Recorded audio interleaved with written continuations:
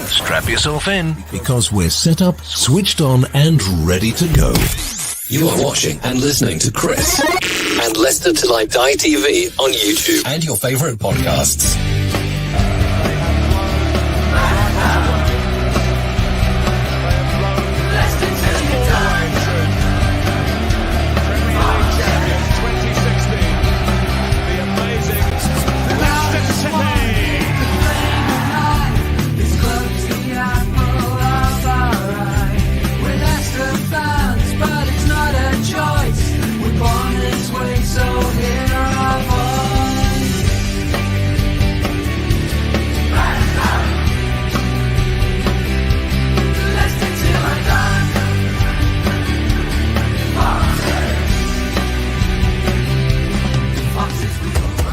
Leicester Till I Die TV, your first choice for everything Leicester City. Tune in and join in now. And now, here's your host. Right, Chris. All right, everybody, how the devil, that's right, devil are we all? Welcome along. It's Tuesday night, it's 9 o'clock. It's not Cracker Jack, but it can only mean one thing. It is the weekly prediction show. For those of you that are regular watchers of this, you'll know last season I didn't come bottom. I came one off the bottom because we had Steve Lynix in every week. God love him, and he loves doing it. He's just particularly not good at it. Now, he hasn't been in this season yet because he's been working and now he's just taking a quick break. So he's doing rather well. He's at the top of the tree. It has to be said, and I'm not happy, but he has got 13 points. Brad, he's in second place with 11, and we don't need to go into actual results at all. You know, we won't worry about that. Holiday. So we've got a special guest in, and it's great. You've probably seen me posting this a bit, but he's here and we also want to have a chat about a great thing he's doing. Brad won't mind, I'm sure, if I just keep him in the back room a little bit longer. But first of all, very good evening to Mr. GERRY TAGGART. Good evening, sir. Good evening, Chris. How's it going? And not three bad, thank you very much. Not three bad. And yourself? Yeah, I'm just, it's just started to rain here, so yeah, I'm just glad I'm in. Yeah. The telly's crap as well, Chris, tonight. So, you know, so I couldn't think of a better place to be than talking. Well, we had rain this morning, and it's gone, and it's still as hot as it ever was. But now, I did mention that the charity. Now, I'm sure you can pronounce this better than myself, but it is the Cyril Regis Legacy Trust, and you know some people that are going to be trekking. Is it the Machu Picchu? Is that right? To me, it sounds like a Pokemon, but yeah, I was lucky enough to become friends with Cyril a few years ago in Portugal when we were on a charity golf event. Myself and my wife became really friendly with Cyril and his wife, and then unfortunately, you know, Cyril passed away a couple of years ago, and his wife Julia set up the Cyril Regis Legacy Trust to help disadvantaged kids. And so my wife has sort of joined along with Julia Regis, and they picked to go to trek Machu Picchu in Peru, which is a 10-day trip, 6 days trekking. And I think it's like 10 to 15 hard miles uphill for at least 4 of those days until they get to the top, and then 2 days coming back down. So no easy task, and I think they really wanted to push themselves with this one. So it's not the tourist way to the top of Machu Picchu. It's the proper hardcore, hardcore way to try and get up there. So I think it's a really good cause instead for disadvantaged kids. And obviously, she's asked me to try and push it as much as I can so they can raise a target. And you were kind enough to try and, you know, help me do that. Well, the link is actually, if you're on YouTube, guys, watching this, the link is actually pinned to the top of the chat on YouTube. So the link is there. The link's going across the bottom as well. We have mentioned it in Facebook. And I mean, I'm knackered just thinking about it. You know, I mean, Peru's not exactly the coldest place, is it? I would imagine. Well, let's put it this way. When she said she was doing it, the first thing I said, well, make sure you don't invite me. And the only reason being, I just didn't fancy just that 6 days, trekking. Yes. I enjoy my walk, and I can't run anymore. Some people say I could never run, but I enjoy my walking. But a nice 5 to 6 mile jaunt on a Sunday afternoon is about as far as I do. I mean, these girls are really going to be putting themselves through the ringer to try and get to the top of this place. That they are, and I mean, I say all power to them.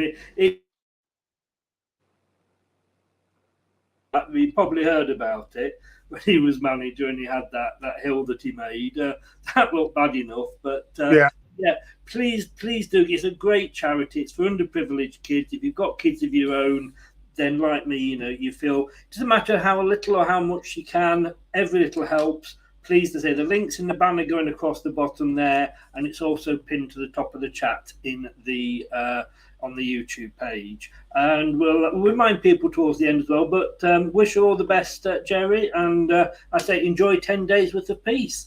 Absolutely, looking forward to it. Believe I'm sure you are. And somebody we always look forward to having on, and we couldn't get him tonight, so instead of that, we've got Brad. Good evening, Brad. How are you? I'm good, thanks, Chris. Good evening yourself, and good evening as well to you, Gerry. It's great to have you on.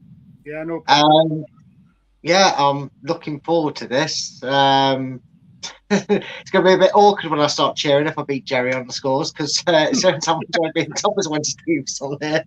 Well, no victory, my friend. Don't worry about that. I don't know. I mean, Gerry's playing his parts down here, but we have an Xbox League as well, don't we, Gerry? On the website. Yeah. And last season, I won it, didn't I? You did. You won it. Yes. You were being too honest. You see, I was sticking by the fact that we were going to win every game, and I came sort of. And Walsh, wasn't it? Sorry. I was only up against Steve Walsh, wasn't it? No, Steve Walsh, Ian Marshall. Yeah, Martin Marshall. Yeah, it's a no-brainer. Ian Wilson, Steve Linex, and me. And I came bottom. I'm gonna have to fix it this season, I'm sure. But Terry says, "Can I say hello to you, Chris, and the Leicester legend?" What about Gerry? Oh, sorry. I think he means Gerry. Sorry, Brad. I think he's you. Doug, hello, Chris and Gerry. I mean, this was all before you came on, Brad, obviously. Terry says, "Hi, Gerry. Great watching you play." And Miss Melina said, "Hi, Chris and Gerry. Good evening to everybody that is in." Look, there was some shock results, shall we say, Gerry, last week. I mean, not Leicester's. I think we all kind of expected that deep down. But I mean, Forest winning, I mean, that hurt. Big result for Forest at the weekend. After the opening game against Newcastle, where apparently they didn't really perform that well. And so, the pressure was on them to try to get a good result at home. In the first home Premier League game for God knows how many years. So, you've got to give them credit where credit's due. Obviously, West Ham had their chances, but they've managed to hold on. And that's what it's about, Chris, especially when you're a club that have just come up from the Championship. Sometimes you've got to ride your luck, and you've just got to hang in there for dear life. And, that's what they did at the weekend. Yeah. And, of course, as we see the news there, I mean, what a shame about Man United. Yeah, well, there's far more well-versed and well-educated pundits on Man United than me. But, I'm with you on this one. We were in tears, weren't we, Brad? I had one tear. I think it was tears. Had enough problems back in the 90s trying to put up What's the saying? Couldn't happen to a nicer team. Wow. At the minute. Good evening, Spencer. How are you? Well, like I say, forgetting last week's now, because like I say, I didn't do that well. let's have a look at this week's games. So we're going to start off with the Saturday morning game, which is on BT. It's in red because it's on the TV.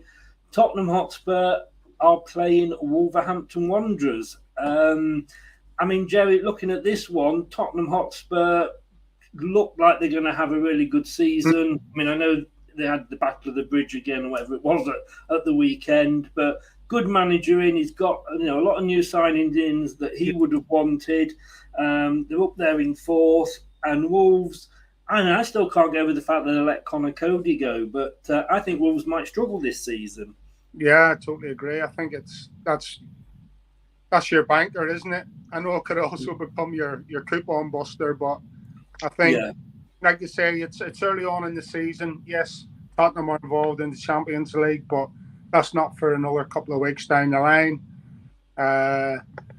So I think, like you say, they've had a good start, good comeback against Chelsea. They will be absolutely flying against Wolves. I can see this being 3-0.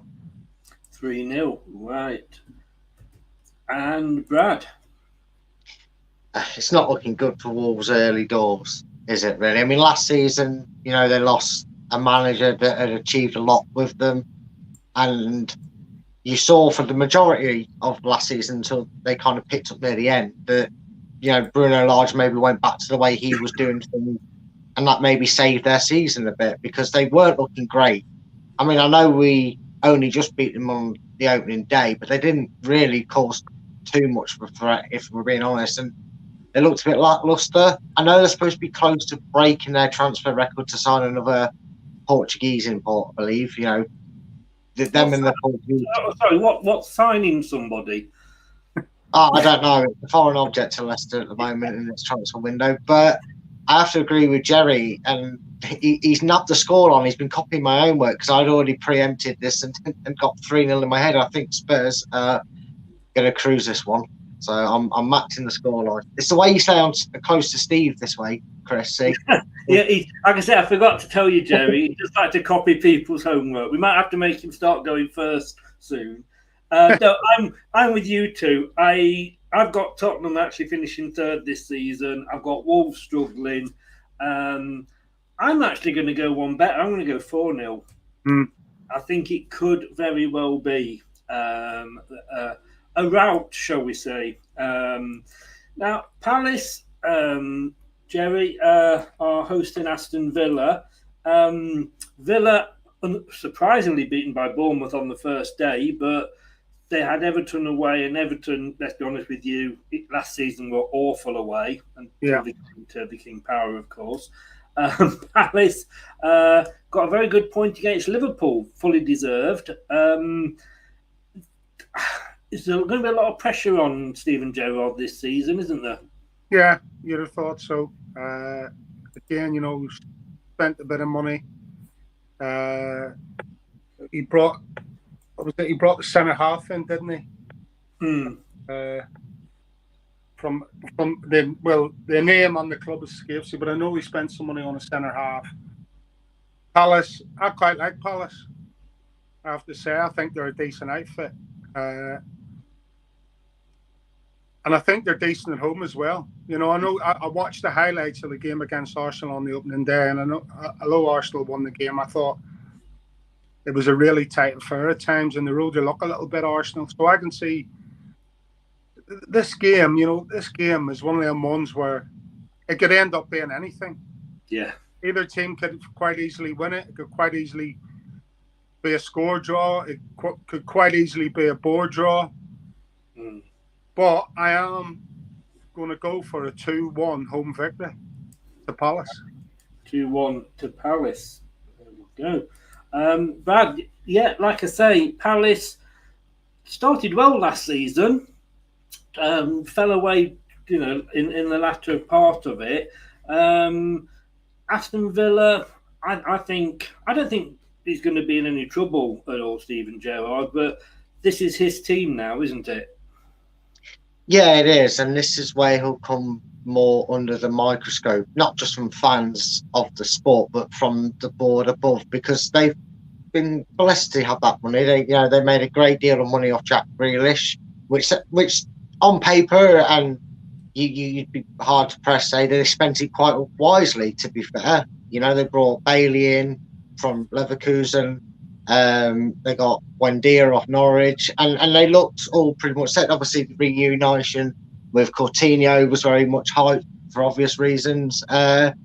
But this is his testing season. This is where, now he's got them foundations in. He's been given, all that to build. He's got to now prove he's up to that task. And I'm sure he will. It just depends on the patience of the board. I don't think they're going to have a terrible season by any means, but I think it's going to be a struggle to start and get that flow in the way he really wants it. Because, we've said this about Rodgers when he first came in. When did he really start implementing it? I know some managers try and do it from the go. I'm sure Gerry's worked with a few. But some managers let it run its course for maybe that season or a bit, and then they give what they did at other clubs a go. And this is what we'll see from Gerrard, I reckon, this season. But talking of managers that kind of made a shock to everybody, who here was saying Vieira wouldn't last 6 weeks in the job when he took over Palace? I was one of them. I'll put my hands up and say that. I thought he'd be one of the first to go. Yeah, and really impressed me is what he's doing as a manager, what he's continues to do. Very unlucky against Liverpool. It's very hard, as we've seen over the years with the record, to go to Anfield and get anything. In fact, it's quite a big statement. The papers, normally wet themselves over it when someone beats or draws against Liverpool at Anfield. So to do that, it's no mean feat, even against 10 men. And I'm kind of feeling like how much do they put their energy into that game? Because we know Palace just seem a side that's susceptible to putting all the eggs into a big game and then blowing smoke for the next couple of games while they recharge, sort of thing. So I don't think they'll lose, but I'm going to go for a 1-1 draw. That was a short answer from Brad, by the way. It was, believe it or not, Jerry. That's a short answer. Sometimes he goes on a little bit that time. Brad, you crack on, kid. I'm bright-eyed, bushy-tailed man. Rich is in. Good evening, Rich. How the devil are you, sir? We'll come to United later. They have had a mention. Don't go back and have a look. Don't go back and have a look. I've got this as a draw as well, and I'm agreeing with you, Brad. After all that, 1-1. Nothing else to add. I have to be honest. It is one of those games that you can't really call it because you've got two decent Premier League sides who are quite capable of beating each other. Yes. You know how you said earlier, Jerry, that the first game's a coupon killer because it's an early kickoff. Well, this one's a coupon avoider, isn't it? This is a game where you look at the thing and go, I'm not putting that on. You wouldn't put away a barge pole. No. And Rich says he thinks he'll lose. Yeah, you're entertaining Liverpool, Rich. Maybe close your eyes for 90 minutes. Right, next up we have Everton, who are hosting the second best team in Nottingham, Notts Forest. They hate that. That's why I love saying it. I mean, Jerry, Everton, I thought played all right. I watched the Everton-Chelsea game, and I thought they played really, really well. They then went, like I say, to Villa, like we've just said, and they lost, which was the problem last season. Forest started off with a loss to Newcastle and managed to beat West Ham the other night. Oh no, West Ham. If there's any West Ham fans watching, you had one job, and you messed it up. I mean, you'd have to go back to 1999 to see when these two last met in the Premier League. Fingers crossed for Everton, eh, Jerry? Yeah, I think, Everton are struggling, aren't they, a little bit up top. I think, a few guys that I know that are Everton supporters, they're playing some decent stuff, but they're crying out for a centre forward. So obviously that sort of tells you that goals is the issue at the minute. Forest, still a little bit of the unknown, you have to say. 2 games in, one, lost one. Third game is just the one to draw. Or, like you say, do Everton get off the mark with, a home win? And I think Everton are going to win this by 1-0. I think it's going to be a bit of a slog, let's call it. A bit of a slog, yes. But I think Everton will just about have enough to get over the line in this. So 1-0 Everton. 1-0 Everton, right. Brad, they've spent a lot of money, Forest. Doesn't always work. Look at Fulham. Sometimes you can buy too many players, I think. We wouldn't know that. We wouldn't know that being Leicester fans this season, but I personally think you can have too many. Yeah, you can. I mean, you just mentioned one team that's done it twice and dropped down from doing it. QPR infamously did it with a lot of big names, and it doesn't always work. It's settling. It's language barriers from wherever you're signing players from. It's getting a comfortability. It takes time. And Forest would have looked at their opening 3 fixtures and fancied getting off to an okay start, because that's pivotal. It doesn't matter how massive a club you think you are, like a Leeds when they came back up, and Forest because they won a few European Cups in the 80s. But the truth of the matter is you've got to get a start. And had they lost to West Ham, because they rode their luck, I think Rice missed a penalty or had it saved, didn't he, as well? So they were lucky, I think, to come away with that win. But that would have settled them down. And I still can't figure everything out. I don't know if they've recovered from last season or not, because of how indifferent both games were. Not just the results, but the way they played. So I'm going to go for... I can't say Forest to win it. I just can't. My brain won't allow me to complete that sentence fully. So I'm going to go 2-2. 2-2. You're going for the draw. I must admit, mine's already in there, as you can see, 2-1 to Everton for me. Although, and it really does hurt me to say this, because I haven't got Not Forest to go down, and I think they've got a really good manager, and I think that could be the difference between them staying up and going down. That's why I think, as much as obviously I like Bournemouth because they're down the road from me and I want them to stay up, I can see them going down, but we'll come on to them later. But yeah, Everton are just a different fish at home for me. Fish, when I say that. But, you know, I think, you know, when they've got the fans behind them, it's going to be a win. A tight game, but a win for them. What can I say, Jerry, about Brentford that's probably not been said this week? I mean, what a result. Was it 30 minutes and they were 4-0 up, or 30 minutes and they were 3-0 up? I mean, I was glad they stayed up last season because I do like the smaller clubs coming up. I really wish Luton had come up last term. But, yeah, I love everything that Brentford do. You know, they've not replaced the shirts. They've kept the shirts the same for 2 years. They're up there with Leicester, I think, you know, in looking after the fans. And I think Fulham are going to struggle as well this season. Yeah.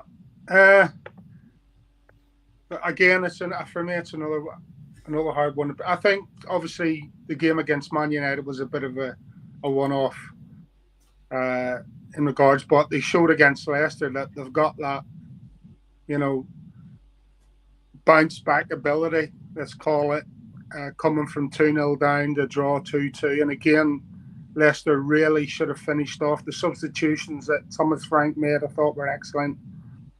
And obviously, you know, helped somewhat in Brentford getting that result. Then obviously you go to the Man United game. Can you look too deeply into that? Yes and no, but you've got to say it was a bit of a freak result, taking nothing away from Brentford.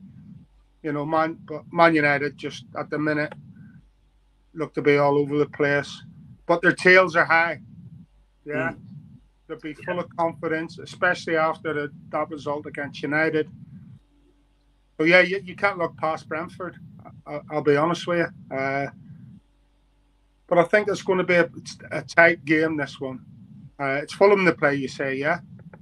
Yes, yeah. They're playing so Fulham, Brentford away. The West London derby then, isn't it? Yeah. So, and two of the smaller clubs in West London. Again, I could quite easily see this being a draw. And I'm probably going to go for a draw. I'm going to go for 2-2. I'm going to go for the Desmond. There you go. Nothing wrong with having a Desmond thrown in there every now and again. Brad, when we said last season how much we liked Brentford, didn't we? Can you see Fulham getting anything from this? Fulham look a little bit stronger as an outset this time around. They got a very creditable draw, just like Palace did on the opening day against Liverpool. And yeah, they look a little bit more different. Look like they've got a bit more about them. And Brentford. I know it's only 2 games in, but after a big killer victory like that, because I know what Gerry's saying. Yes, Manchester United over the last recent months and seasons have probably been a bit more susceptible to losing, but nonetheless, to go and stuff them 4-0 is no easy feat for any club to do. And sometimes what happens is you get the game that comes around and your expectations rise a little bit and you get a little bit ahead of yourself, and then you find yourself maybe 1-0 down in the first 10 minutes and you've got to set yourself. I can see it's been a good game, really high scoring game. I'm going to go one more goal than Gerry though, and I'm just going to give the edge to Brentford still. I think they're going to sneak this one 3-2. 3-2. Wow. Okay. I've got to be honest with you. Again, I've actually got Fulham staying up, but by the skin of the teeth. The clubs that I've predicted to go down are doing quite well, so we won't mention who they are. But yeah, I like Brentford. They're going to be on a high. Whatever sort of team Man United put out, whether it was good, any problems, to beat Man United 4-0 in the manner in which they did would give any squad a boost, and they're going to be riding high on that. Not unlike the opening day last season when they beat Arsenal. And I'm going to go not quite as high as you, Brad. I'm going to have a 1-2 to Brentford, an away win. I can't remember how much that was. Was that 1.5 on the pools? I'm not sure, to be honest with you. But here we go. Leicester City hosting Southampton. Yeah, I mean, that's pulling your hair out, isn't it? I mean, Southampton, I'm not going to lie, are one of the teams that I've got actually going down. I just think it's their turn. I think, they've come close a few years. I think Ralph's running out of ideas. I mean, watching a vlog from some Southampton fans from match day vlogs for the match they played Leeds last and drew 2-2, they were not playing that well. But I just don't know what sort of Leicester's going to turn up, Gerry. And I also don't know how many players we're going to have left. Well, I've got no issues with this one. Personally, I think Leicester will win this 2-0. I think, I thought Leicester played okay against Arsenal, I have to be honest with you. I thought they were decent, okay.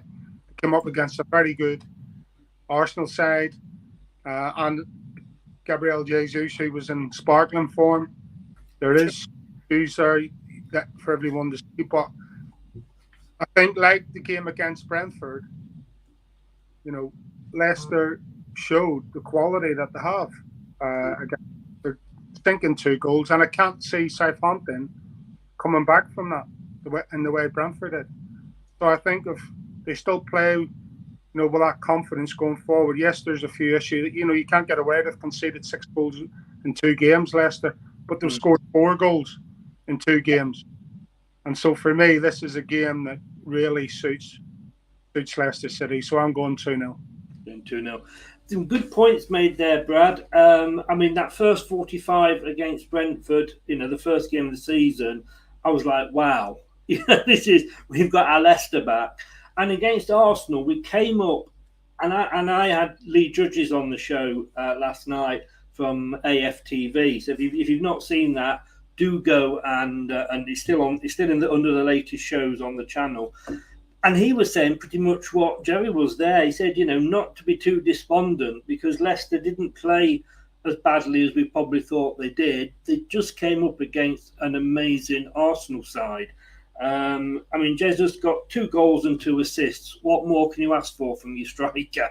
And Chris, adding the bargain, just after Leicester pull a goal back to make the 2-1, Danny Ward makes that mistake and gives that goal.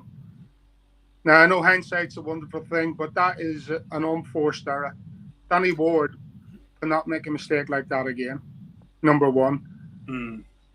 But what I was trying to say is, if he doesn't make that mistake, then the momentum is with Leicester in that game, and it's taken away by that unforced error. That you've got to say, not keeper. You don't see those kind of mistakes from keepers that often in the Premier League in today's game. You have to. So for me, I'm thinking Danny Moore's going to get that out of his system. Going to prove a point next week with a clean sheet and 3 points in the bag. You heard it here first, folks. I'll clip that and I'll replay it on the post-match on Saturday. But no, it's true though, isn't it, Brad? Like I say, there was times when we were playing very, very well. And I think sometimes you look at the result and look at the fact that we got back into the game twice and we gave it away straight away, but you've got to look at the reasons. But Southampton, I mean, I don't know. I mean, he's doing such a good job there, in fairness, Ralph Rangnick. But last season, we got a 2-2 draw down at their place. And, of course, we beat them 4-1 when we had all our players back at the end of the season. I know I don't go against my team, but I've got to go for a Leicester win. Are you going to make it a full house, Brad?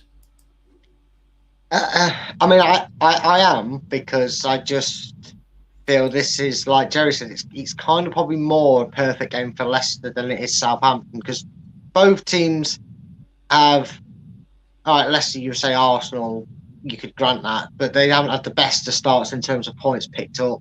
Leicester, despite how well we played in that 45 minutes, there's no way they did not come off that pitch feeling that's a missed opportunity to get off the season with 3 points on the board. But it is football, and I also agree with Jerry. I mean, we talked about it in our post-match, didn't we? I said Fofana ran the length of the pitch twice, one to nearly put it in the net, one to get back and make the challenge. If he puts that in, like good old Gerry Taggart would have done when he played up front for Leicester, it could have been a different story, a different game if Leicester go 1-0 up in that.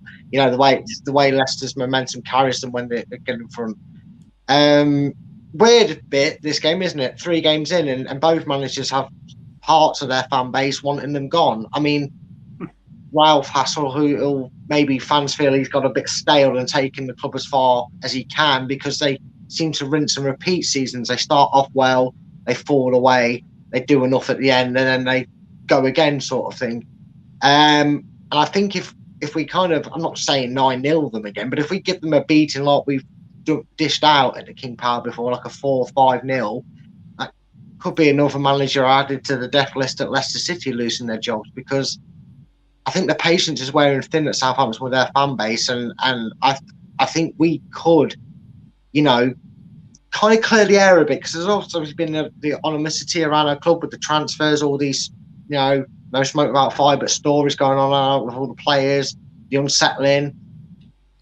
Something's got to give for one of these teams, and being as we're completely 100% biased, Leicester here, I'm going to say that it's going to be Leicester to get the victory, and I'm going 3-0.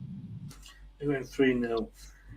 I have gone kind of in between, as you can see there. I think we're going to get the win. I'm just not sure about our defence at the moment. I think if when the team sheet's announced again and I see a Marty on the left of a back 3, I think I'll probably go and take the dog for a walk for 90 minutes. It could be a long afternoon. And nothing, I love a Marty. I'm one of his, I've really changed, turned around, but I just don't think that's the best position for him. But, we don't know what goes on, obviously, behind the scenes. The next game, which is the late game on the Saturday, and therefore on the television, my local team, if you like, Bournemouth, up against Arsenal. I mean, Jerry, I moved down to Bournemouth Pool 15 years ago. Mm-hmm. I always say this story. I can remember the Bournemouth players outside the Pavilion Theatre with buckets collecting money to keep the club going. Minus 17 points, and they get a guy in, Eddie Howe, and and had we not won the Premier League that season, I think they would have been the story of the season, from where they came from to where they ended up. Yeah. But Arsenal, I mean, they gave us a lesson. I've got them finished in 4th. I'm wondering whether that's actually high enough for them. If they turn in performances like that every season, they are going to take a hell of a lot of scalps. Yeah, I know. I think, obviously Arteta, what's he been in now, 18 months, something like that, 2 years? 2 years, I think, yeah. 2 year, yeah. And, he's taken him time. He's had his critics as well from the Arsenal fans. Oh, yes. But it just goes to show you, what once you can sort of offload the players, the so-called superstars that you know as a manager are causing a few issues behind the scenes, and get the players that you want into the club, that mentality that you expect from a player, and players like Jesus and Zinchenko that's come in, they have that mentality already from playing at Man City, and he knew that, and that's why he went and bought those two lads. He knows about that mentality, and that's what you're seeing now. A rejuvenated Arsenal, playing and fighting for each other and not with each other. You look at Granit Xhaka, as well. I thought he was excellent again on Saturday, playing further forward for Arsenal. How many times was he in the box causing issues? So he's had a new lease of life under Miguel Arteta, even though he's been there a while. But he's had his problems as well, as we know in the past, with disciplinary issues and stuff like that. So they look a really strong outfit. Whether they can stay the course or not, who knows? But they've got off to a great start. I think this will be a tight one because Bournemouth is one of those grounds that no player wants to go and visit. A bit like going to Burnley. Nobody wants to play. And Bournemouth is another one of those places where, yes, it's a lovely place to live, and it's, normally the weather's nice and fine down there, but when it gets down to brass tacks, not the most enjoyable stadium in the world. But I can still see Arsenal coming away with the 3 points in a tight encounter. So I'm going to go 2-1 Arsenal. All right, you've got Bournemouth to score. Soyuncu doesn't like it down here, does he, Brad? If we remember from a few seasons ago. Sorry, but yeah. So how do you see this one, Brad? Well, I think Arsenal are probably glad right now that they don't have a Leicester defender in the back line like Soyuncu, because he lost the plot, didn't he, in that Bournemouth game. Thanks for reminding me of that one. I don't erase that from memory at all. I like. I was there, mate. Don't you knock it. I was there. Well, then I feel sorry for you on that one, and I'm fairly sure Jerry was probably on commentary, so I feel sorry for him if he wasn't had to sit and watch that fall apart. But Bournemouth now, apart from that game, I'm over the worst. They're a good side. I just feel like this game's going to be too much for them. I was really impressed with the business they've done in the window. Zinchenko's a great versatile player. He can play, and he started in the midfield. He's obviously, there's an injury to Tierney, so he's obviously at the left back at the moment, which he's been utilised at Man City. He's got a good connection through years of playing with Jesus, so you've got an instant connection with his striker who he can play balls into. And again, realistically, that was the biggest difference between Leicester and Arsenal at the weekend. Was they were just on absolute sink of something we haven't seen from Arsenal in years. Let's be honest, Arsenal haven't played in that sink in that way in God knows how long. So they've done really well. They've proven it, and I think they're just going to be too much for Bournemouth. This might be a little bit of a welcome back to the Premiership. Remember how difficult this is, sort of thing. And I can see Arsenal winning this 3-0. You're going 3-0. I mean, Jerry said earlier about the Arsenal fans not being, never bebeing happy with Arteta, and I went on to a show afterwards, and I said I was only in the chat on the show, and I said, surely, it was an Arsenal show. Surely you've got to be happy with that performance and your summer buy-ins. You can't surely find anything to moan about after that 90 minutes. And he went, yeah, I don't like Arteta's game management. And I thought, you can't win, can you? You just can't win sometimes. Bournemouth, they got the lesson, the wake-up call last week after the win in the first game against Villa. They came down to earth at Man City, and I think a lot of teams obviously will do but I can see it being another 4-0 this time to Arsenal. I really do. So, welcome back, Bournemouth. Please try and stay up for me, please. We're going back to, if we go back to the 1970s, we had some good clashes here. The first Sunday game, or the first game on the Sunday, again, it's going to be on Sky. Leeds United hosting Chelsea. Well, there's been some good games in the past. If you watch ITV's The Big Match Revisited, it's some absolutely brilliant fights, shall we say, rather than games. Again, this is a difficult one. Straight away, you're thinking Chelsea, aren't you? But Leeds have done okay under your man. Again, his name escaped. Jesse Marsh. Marsh, yeah, and I thought he would have a struggle up this season.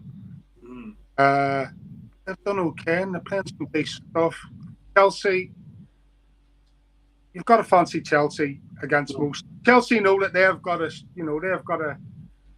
they're going to keep up with the likes of the Man Cities of this world, okay, you'd put Liverpool into that bracket, but Liverpool are 4 points behind, and that is almost becoming an insurmountable tally of points for Liverpool to even contemplate.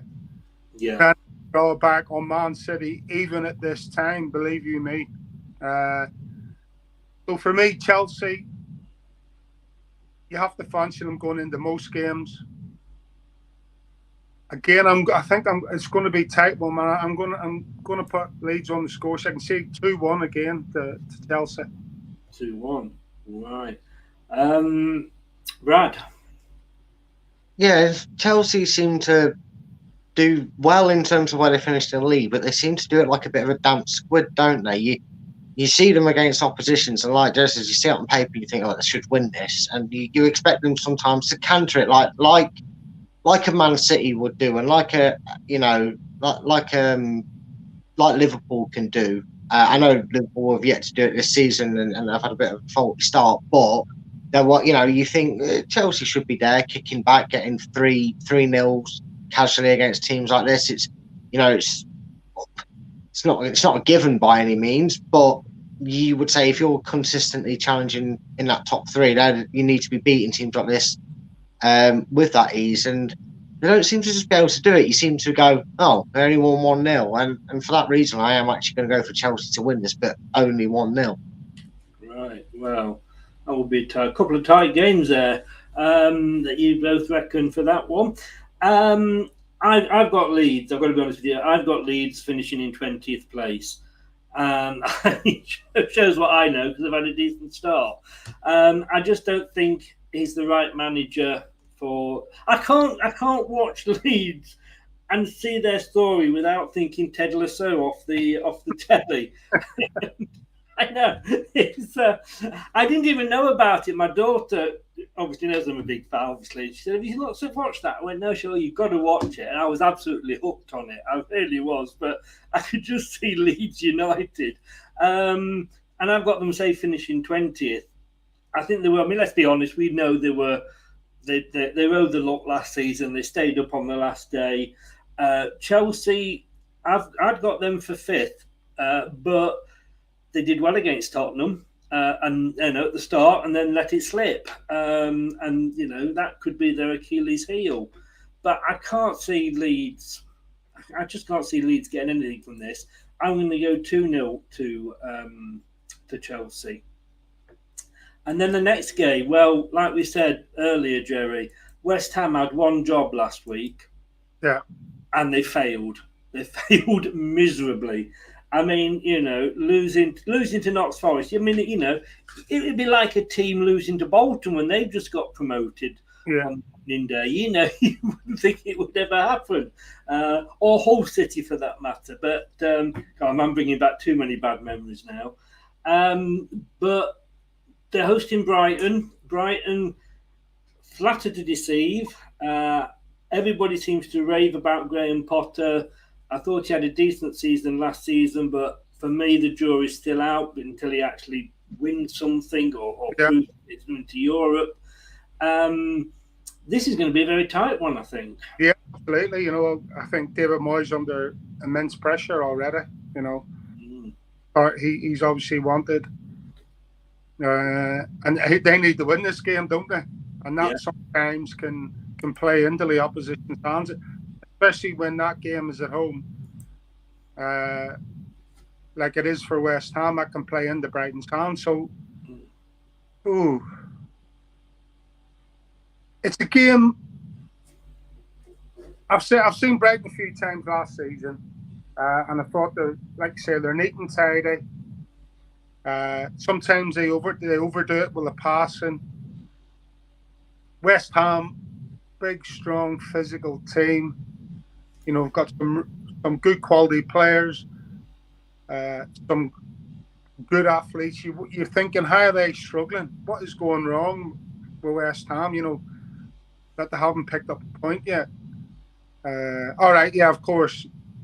You know, they played Man City in the first game, but I mean, even the game against Forest, you're thinking you've got to fancy West Ham to get something out of that, and they haven't. But I think, you know what? I'm going to go for a draw. Because he's under pressure, Moyes, already. You know, after last season, you know, doing so well last season. I think he's under pressure. And Brighton, as I say, their away form last season especially was really good. If memory serves me correctly, Brad will have all the stats on that anyway. But yeah, I can see them getting something out of this, Brighton. I'll be honest with you. So I'm going to go 2-2 again. You're going to go 2-2. I've already gone, as you can see there, 1-1. I had West Ham last season struggling, but they proved me wrong, and they had another good season. This could be a really telling season for them, Brad. And like Jerry said, you know, Moyes could be under pressure. You know, plus he's also got to think about, you know, every Thursday. Is it the conference? I think that they're, you know. Brighton, I said what I thought about Brighton before, but I mean, last season they started off really good, and I thought, come on now, prove to me that, you know, this can, you know, be done with Brighton. You can actually achieve something. Then they dropped off, and I think it was about February or March. They were actually bottom of the form table, but then he clawed it back again, and they didn't finish too bad. And had this been at Brighton, I might have been tempted to go for a Brighton win, but like you, Jerry, say I've gone 1-1. Brad, can you see a winner in this one? I can see a winner, and you know, just because it was mentioned, I have got an interesting stat about this fixture in the Premier League. I could be wrong. It might be. I wouldn't say it was the complete history, but I know for a fact it's since Brighton have been in the Premier League, they have never lost to West Ham United, home or away. They have never lost. So I'd heard that earlier, actually. Yes, right. Yeah. Well, you know my past. Like, I know a few people that support Brighton and follow them on Twitter, and this was when I was told they have never lost to West Ham in the Premier League. So, does that make the brain go, sure, bet it's going to either be a draw or a Brighton win, or do I go with a cliche and say that all good things have to come to an end? I'm sorry to my Brighton friends, because I'm going to go with I'm going to go for West Ham to give David Moyes that breathing space. I agree with Jerry. I think they need to win more. Brighton have had a very good start, and I don't think a defeat here is suddenly going to cause chaos. They had a very good season last season. They'll be looking to finish there again. But I think David Moyes gives himself a bit more time to get things settled at West Ham and get them prepared for the Thursday, Sunday routine again for this season.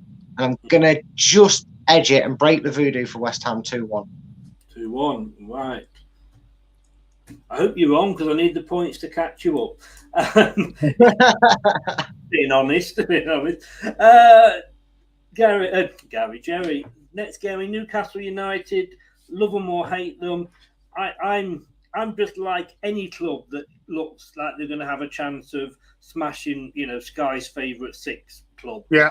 And Newcastle look like they will do, you know, because of the finance they've got behind them. Plus, I like the way they're doing the business. I don't know, the rumours with Maddison, etc. But, you know, they're not going out and buying names that are past the best. They're not going out and spending millions and trying to bring Messi in and all that, ridiculous thing. They're taking it steady. They've said they're going to take it season by season, and they have got such a good manager in Eddie Howe. As I said earlier, knowing what I know of him when he was down here at Bournemouth, he made it difficult for Leicester on quite a few times. But it's Manchester City. But it's at Newcastle. But there's so many buts in this one. Good game. I think you're right. We're taking it steady for Eddie Howe. I said there's no point going for broke. You want to see, improvement, one in the way your team plays football, but more importantly, the amount of results you pick up, and obviously your league position. And you're obviously going to see that this season. Absolutely. Are they big enough, strong enough, and experienced enough to stop the juggernaut that's Man City?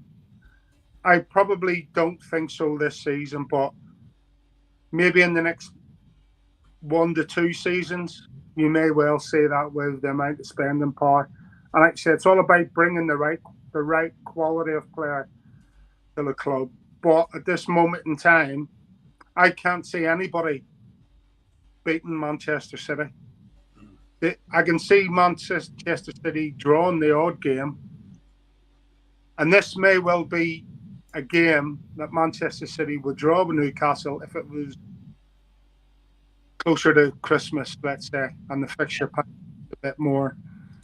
There was a bit more of a fixture pile up, but I can't see Newcastle or anybody else getting past Man City. So I'm going to go 2-0 to Man City. 2-0 to Man City. Is it a cast iron away win there, Brad? It's all but a cast iron win, but Newcastle do have a habit of causing upsets. More near the end of the season, though, you normally find that Newcastle pop up and play a Liverpool or a Man City in a crucial title game and end up playing a part in being the difference in the points. They've beaten Liverpool before, they've held Man City to results, but Man City just look on the ball from the get-go. Ever since that Community Shield game, after that, they've just been at the races. You may have forgiven them for only putting maybe 2 and a late third past Bournemouth and just kind of cruise controlling. But they were merciless. They were wanting to really show that they're up for defending this title. And I'm with Gerry. I can't see Newcastle getting anything from this game. I can maybe see possibly a breach in the defence, chink in the armour, but I'm going 3-1 Man City. And that's being generous to Newcastle, I think, because I just think Man City are going to be that impressive this season.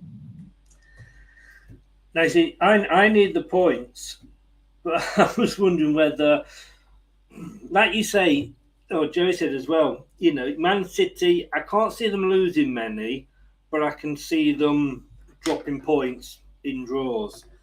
And I think this could be one where it could happen. Away at if this was at Man City, then I think it's a different game. But it's just this season, I think Newcastle are going to, kick a few backsides. I'm going 2-2. I'm going to go for I said a Desmond there, Gerry. Very cool. Yes. And I think I'm going for the shock. Now, we talked to Man United earlier, and they are... But they're making us like we're not in a mess. Or Everton, next to Man United, both of us are doing great. And Liverpool, it should be an easy win for Liverpool, shouldn't it, Joey? Yeah, again. Oh, it's one of them ties, though, isn't it? It's one of them that sort of bucks a trend. It doesn't matter what sort of form the clubs are in, but it's fair to say, well, both teams aren't in great form. Let's get it right, but Liverpool have got 2 points on the board at least. So it's going to be the Red Devils this weekend because Liverpool will be too hot. I don't know how Manchester United can go from getting beat 4-0 to then turning over Liverpool. Yeah. I can't see it. I think there's so much stuff going off at Manchester United that isn't right, that it's impossible for the new manager who's coming there, Eric Tag, to turn that around this quick. I might be wrong, but I can't see past Liverpool. And the Man United fan that was in earlier, he couldn't either. Yeah, I think too much going on behind the scenes. I don't know. I can't put my finger on it. I've got a bit of an idea, but Manchester United should not be going to Brentford and getting beat 4-0. That's number one. So there's something going on psychologically with the players that's not right. And I don't think that changes overnight. That is something that's, set into the football club. And it's really, when that happens, it's really difficult to get it out. So for me, this is a Liverpool win. I'm going to go, I'll give them a go. I'll go 3-1 Liverpool. 3-1. Yeah. You felt just a bit sorry for Man United at the end there, didn't you? Well, Ronaldo's always capable of scoring, isn't he? Amongst all, if he's in the mood. If he's there you go. If he's in the mood. Yeah. Brad, I mean, I just said this before, and I said, Liverpool are going to be too hot even for the Red Devils, aren't they? They're going to take this, and Rich was in earlier. I think he's gone now, but I think that Ten Hag will get it right if he's given the time, and this is something that those managers at Man United have not given them, and I think it's always been a bigger job than people realise, and I think there's a lot going on even when Fergie was there, but because Fergie was winning things, a lot of cracks were getting papered over. You don't have Louis van Gaal, who is a World Cup winning manager, suddenly becoming a bad manager, when he's at Man United. So there's a lot going on, and it will probably get worse before it gets better. Yeah, sadly, Manchester United fans won't want to hear it, but I think it's got to get worse before it gets better. I think there's a problem with Manchester United, as obvious as it may seem, but there's a problem all round, and I think one of the biggest problem is not just at the bottom of the league. It's not just the arguments having the Glazers. It's not the fact that the fans are fighting with themselves in the stands and on TV shows or whatnot. The biggest problem is comfortability. And what I mean by that is they've got so comfortable to winning things, whether it's titles, FA Cups, doing well in the Champions League. Fans have become so accustomed and comfortable to that when big names teams, and you can say for any sport, Chicago Bulls in basketball, the mid-2000s Australia side for cricket, because I always like to make cricket references to Chris because he loves the sport, don't you, Chris? Anyway, I'll move on. I thought we were going to go through the whole show without a cricket reference. I know. I'll reel it out there, mate. I'll leave the bait dangling. But what I mean is, you get so accustomed to seeing these teams achieve so well that when they stop doing it, you're there as a fan going, "Where are our winners? Why are we not winning titles? I'm used to this. I demand it." And it becomes natural as a club progresses. If this was a Fergie team back in the mid-2000s that had just got stuffed, say 4-0 by an up-and-coming Brentford, I'd have been shaken and I'd have been, wow, what's happened here? But you'd have still gone, no, they bounce back. That's what Alex Ferguson does. He bounces back, and that's what they can do. It's Manchester United scenes. I don't even think they know how to be at 6s and 7s because they're that far apart. And I honestly can see this being a drubbing. I know they've got a shaky start, Liverpool, but getting a draw with 10 men and not really changing it, you'd still look a good side and always look like getting something from the game. Just shows how they're going. And maybe they need they can't afford Man City to win this game and then pick up a third draw. 3 games in or not, you cannot get yourself, what would that put them, like 6-7 points or something behind it, especially if it went wrong for them. You can't do that early doors against this Man City side if you're going to push them for a title. And I think Man City fans are going to want to hide. Man United fans are going to want to hide away for a good couple of weeks after this one, because I'm going 5-0 Liverpool. Wow. Whoa. Well, I've got to be honest with you. I mean, we're laughing and going, whoa, and what have you. But, last season, at Old Trafford, Liverpool beat them 5-0. And then at Anfield, they beat them 4-0. And you've got pundits like we got Simon Jordan, love him or hate him on TalkSport. I actually like him. I think he does talk a lot of sense. And he's saying Man United should have already got rid of Ronaldo this summer. And then you got Graham Souness saying Eric Ten Hag is already fighting for his job. That's a bit silly, I've got to be honest with you.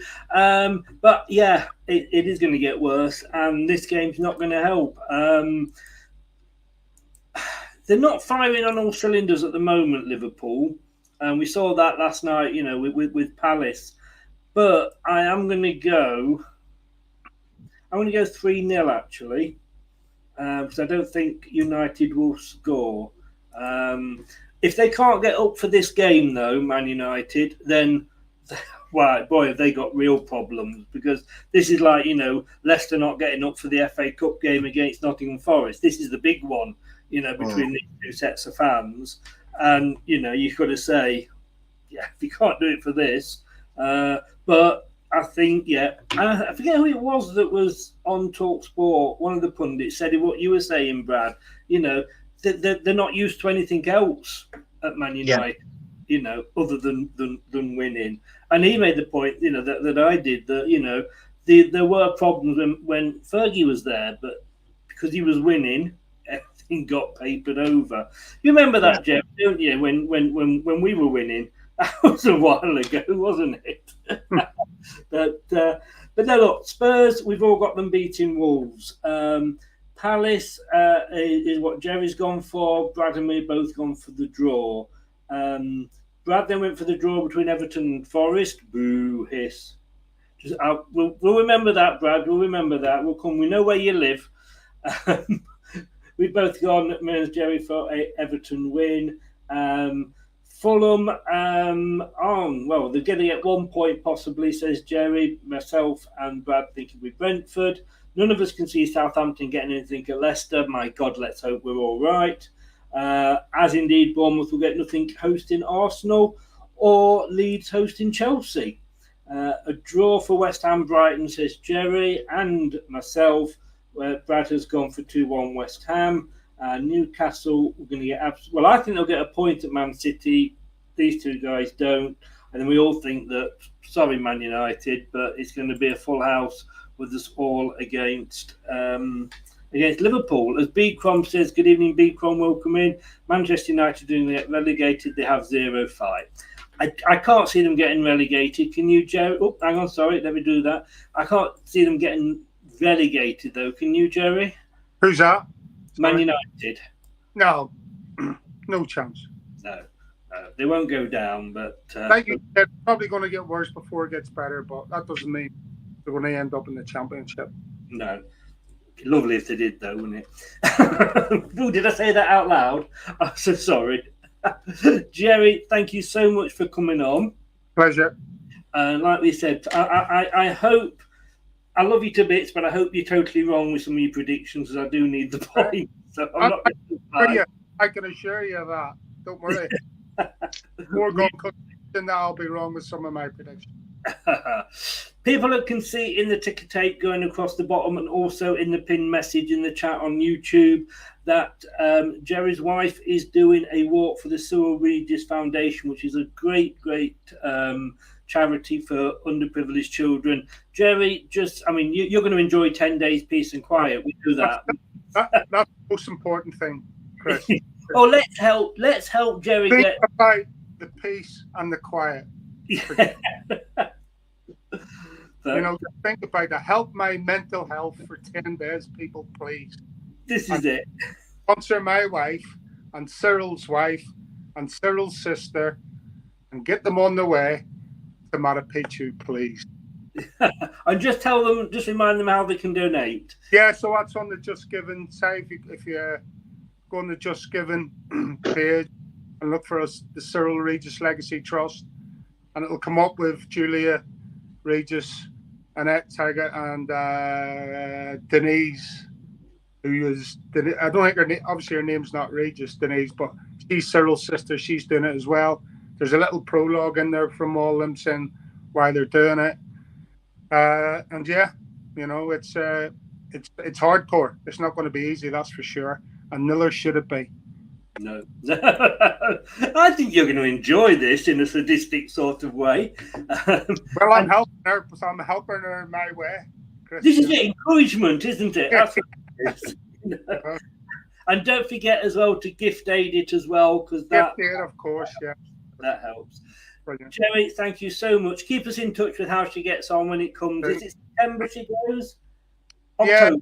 Yeah, October, around about the 6th, the 6th or 7th, or something like that. 6th of October, she leaves. We will look out for all the drunk tweets because you'll be enjoying yourself so much. Don't let your wife watch this, by the way. Jerry, we wish you all the best. Yeah, exactly. We wish you all the best, and thank you so much for coming and giving your time up. Guys, get over there and show Jerry and his wife the support. Thanks a lot, Jerry. All the best for coming on. And Good luck. Thank you. Bye-bye. Having problems with his light there was Jerry, by the way. He still shone through, though, didn't he? Whoa. Well, there you go, folks. That's the last time Jerry Taggart's going to come on the show for that one. But yeah, some interesting ones there. Maybe I think we should go back to just predicting the win and the draw to do better on that. Or Steve Linux, if you're watching this from Spain or wherever you are on holiday, please hurry back, please. Yeah, we need him going back to predicting like Arsenal to lose 16 every week. Yes, I'm sure that's why I managed to come second. Brad, thank you so much, young man. We're going to be together again on Saturday night for the post-match against Southampton, when we all hope our predictions are right one way or another and we get the win. But are you back on your channel on Thursday? Yes, I am. I put a poll out to ask everybody out there. It has finished, unfortunately, if you was thinking of voting. But no, we're doing a show on Thursday on my channel. You can find a link to my YouTube channel on my Twitter account, which is @fulltimefocus.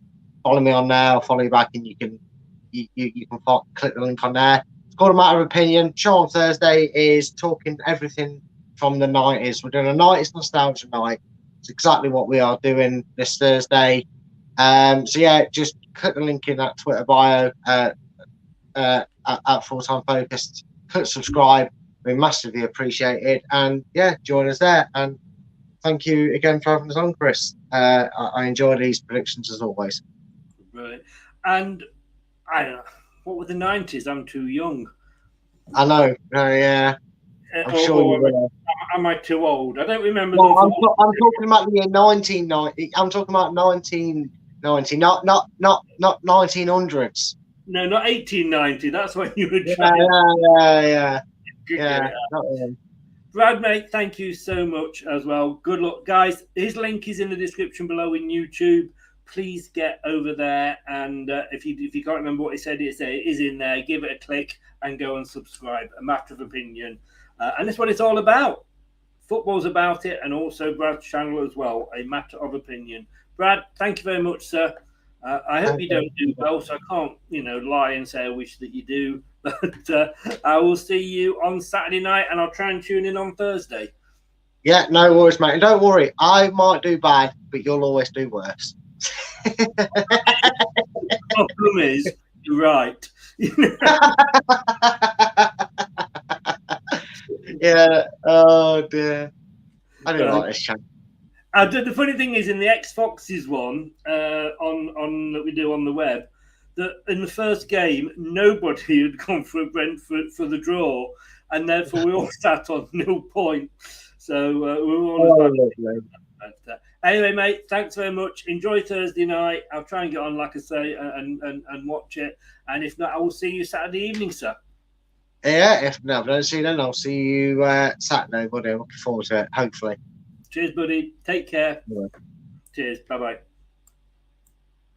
So thanks to Brad. I'll say make sure you get over there tomorrow night and check him out. Oh, Brad, don't go. Don't go, Brad.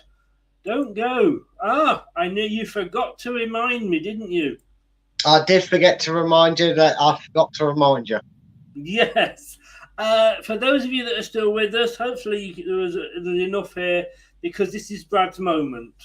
Now, you may remember last year he auditioned for Strictly Come Dancing. Didn't really go very well, did it, Brad? You know, with your dad. Apparently brief foresight said it wasn't nice to see me nice. So No, it certainly wasn't. So this year he's taken a different tact in that obviously we came second in Eurovision to Ukraine. Ukraine can't host it because of the troubles, so we are going to be hosting it in this country. And Brad he put himself forward to represent the Uni in the Eurovision. He went for his audition. Simon Cowell was there. What do you think I'm going to say to you? No. Correct. Goodbye. All by myself. You couldn't win this competition if you were the only person in it in a million years. Sorry, mate. You must have known when you did that on the show. Yeah. My brain likes to make me regret things seconds after I decide to do them, because in my head it's an ingenious idea and it makes everybody laugh. Then I realise I'm essentially talking to a camera until people put words in, so I don't know if they found it hilarious or cringe. I found it extremely hilarious, but I didn't say anything because I didn't want to spoil the surprise that. Yeah. Well, the best thing is you got. Sorry, we do this. We think we're scripted. This is how we know it's not, because we talk over each other. Sorry, do carry on. I was just going to say, it was a musical version of explaining Jamie Vardy's ability to be able to get the ball in that half.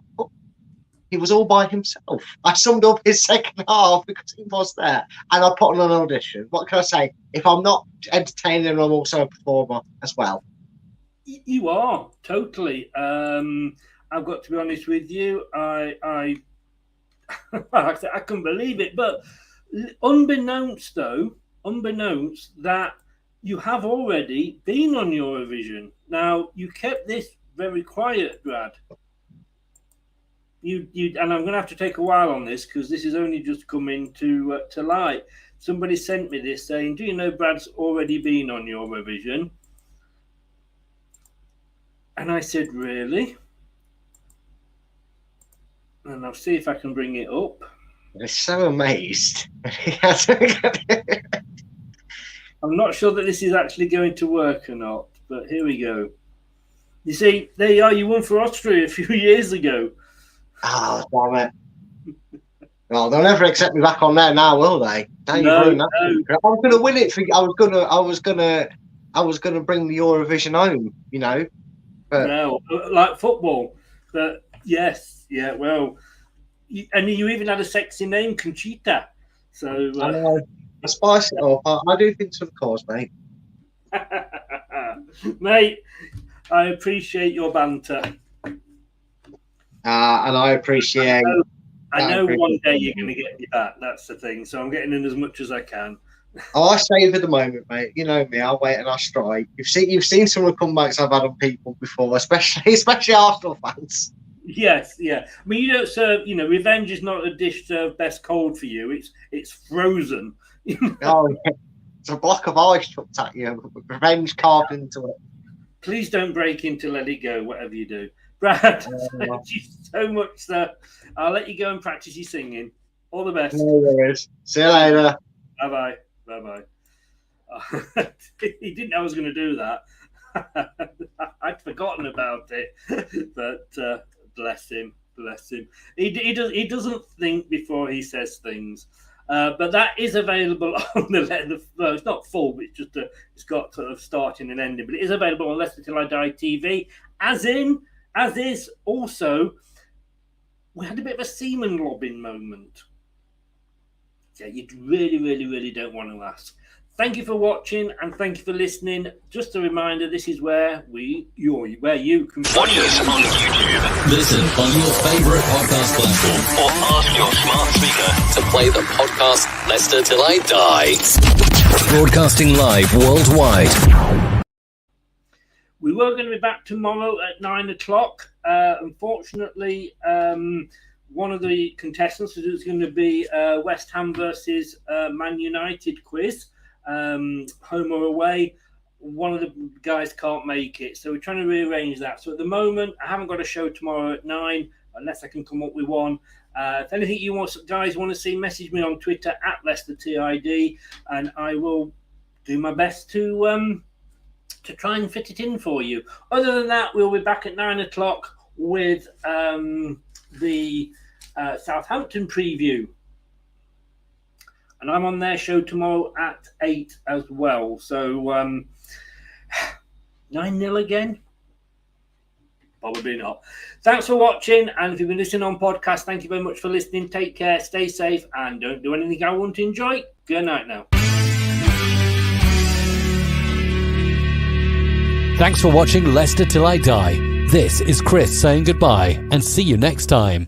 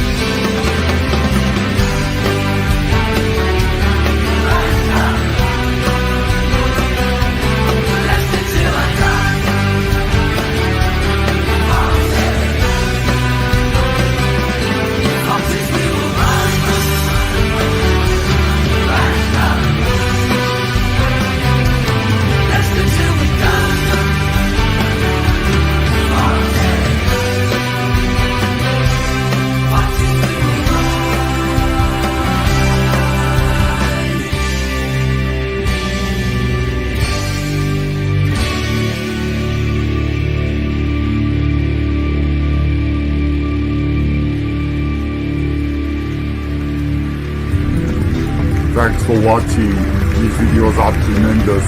You better like them too, or I'll be back. Cool. I'm out of here. Ooh, that's a wrap. Some people are on the pitch. They think it's all over. It is now.